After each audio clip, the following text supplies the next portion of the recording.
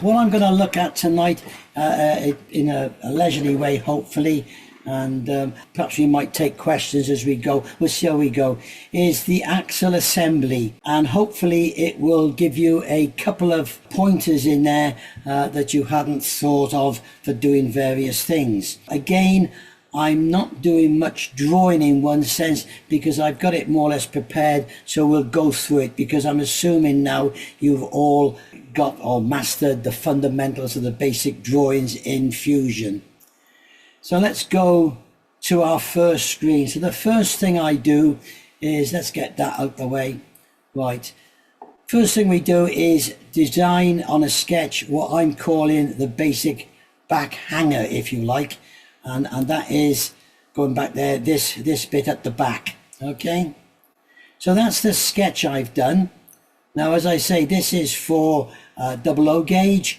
I've not dimensioned it all over the place because that just adds to the confusion when you're trying to view it on a screen over Zoom.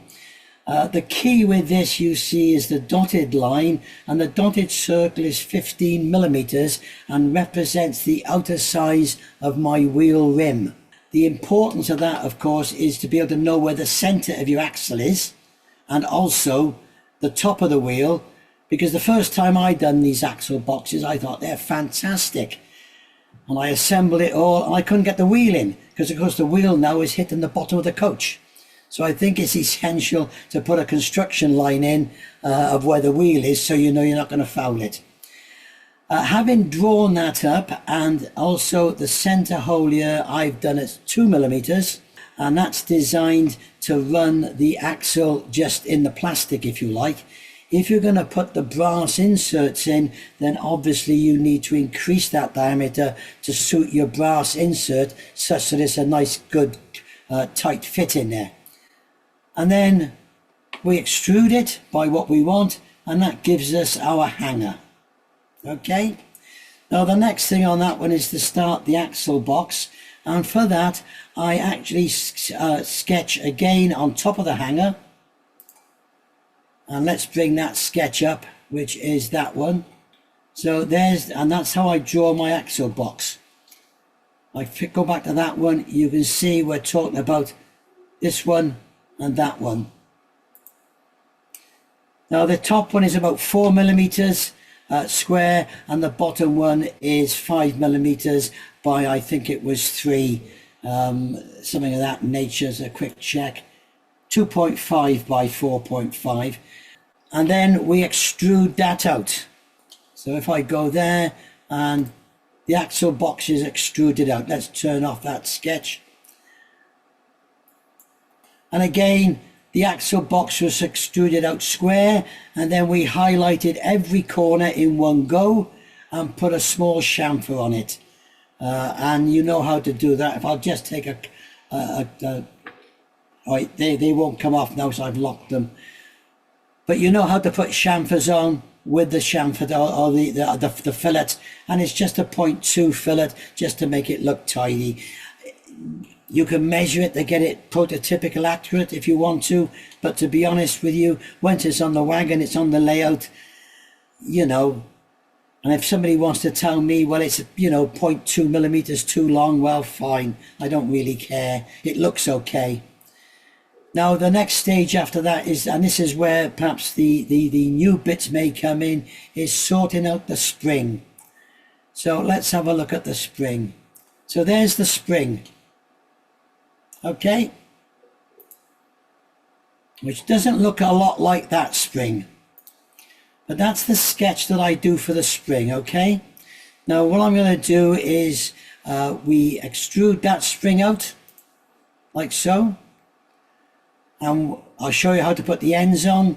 And then we copy that spring down in the copy mode to create the other springs. Now I'm going to go to a separate drawing and go through this separately with you. So what I want is a spring, and it's the only time I got a dimension, and I'm going to do it an overall length of 24 millimeters with a bow in it, if you like, of 2.5. So what I do for that one is I draw a box that's 24 millimeters by 5 millimeters.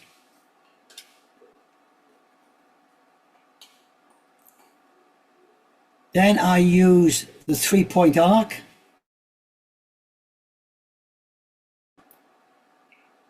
to there and bring it down to there.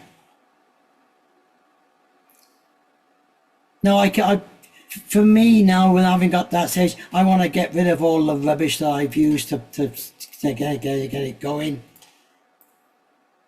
So that's my basic string. I then use the offset and I make it, I think it was, I'm going to make it 1 millimeter. I forget the actual size, but you can make it whatever size you want, obviously. So we do an offset of 1 millimeter. I then use the straight line command to go from there to there. Same the other end. Scissors, I love the scissors. I use that more than I use delete. And get rid of the surplus. Now I don't know how you all do it. I find this way of chopping stuff off is a lot easier than trying to draw to the exact positions. So that's my basic straight spring. Okay, so now what we do, we extrude that out by whatever you want, and I'm going to say 2 millimeters for the sake of this exercise. I then use the chamfer command to put a chamfer on that edge, hold the shift key down, chamfer that end, and we'll call it 0.25, or we'll call it 0.3. And that gives me the chamfer on the edge. Now, why have I put the chamfer on the edge of the spring? When you see them all in place, let me just go back to that one. The chamfer is not needed because the springs wouldn't have a chamfer in real life. But what that chamfer does, and you've got to play about with what size chamfer you want. I find a 0.25, 0.3 chamfer on this edge with resin printer makes it look, and you can see the individual leaves in the spring. And that's its only purpose, is to sort of show that you've got individual springs there. So we go back to that one then. Now what we can do, now we've got to create the other springs. So I go into the create mode and I go on bodies and I select the body. And then I select the axes, which is that way. And then I want to put, I'm going to put 4 of them in. So we'll change that to 4. And then we'll bring that down to there. Now I made them 3 millimeters, so if I make them minus 3.25, then I've got the springs there. There's a slight gap in them which I don't want, so I'm going to go back to 3. You can see what we've got. Okay. Now, as I say, you'll notice on my original one, I've actually got that flat a lot smaller because my springs are a bit thinner. What I'm showing you on this sketch is the technique I used. Now, having done that, the next stage now, I think, is to go and alter the sizes.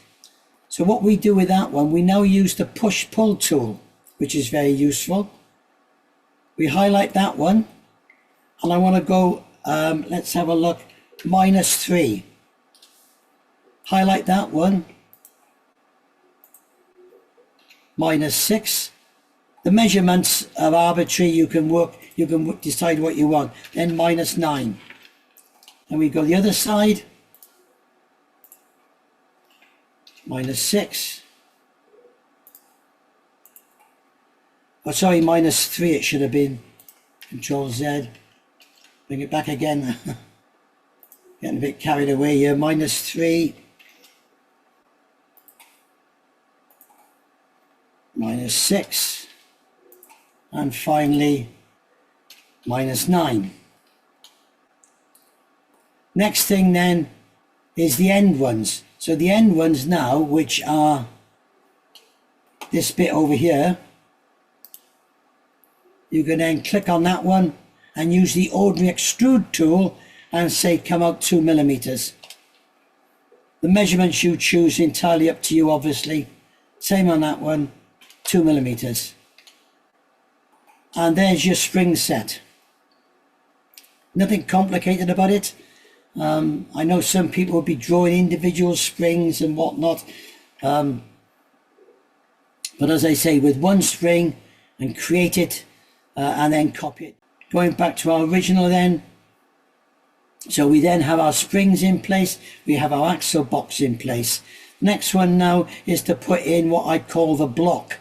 So if I just take the spring out and put, so we got a block in here. Now this is the block that is what I call a block, as you know. It clamps around the leaf and it rides up and down inside the hanger, as it were. So you draw that in, then again it's drawn on this face here, on the hanger face. Okay, and as you notice, I've done something I never do on this one. I've actually labelled everything, which is something I never do. Well, I must admit, labelling it has worked because you can find stuff. And then you extrude the block out. So there's the block extruded out and fitted in. Next thing then is we want the mount ends. So again, we go in a mount, and that's at this end.